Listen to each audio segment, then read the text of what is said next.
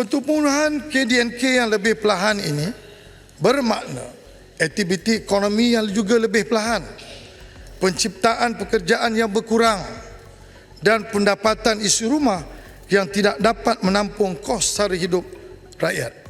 Former Second Finance Minister Johari Ghani has voiced concern over the country's economy, warning that Malaysia was lagging behind its neighboring countries.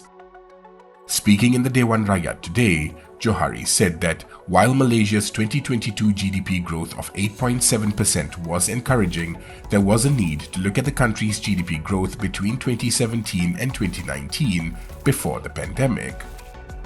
Then, on average, he said the economy grew 5% annually, but from 2020 to 2022, the GDP only grew an average of 1.9% each year.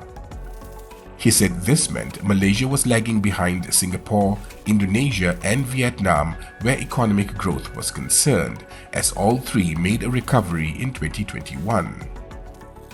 Given the World Bank's forecast that Malaysia's economy will only grow by 4% this year and 3.9% next year, he said slower economic growth will impact economic activities and job creation, resulting in reduced household incomes in a way that cannot keep pace with the rising cost of living.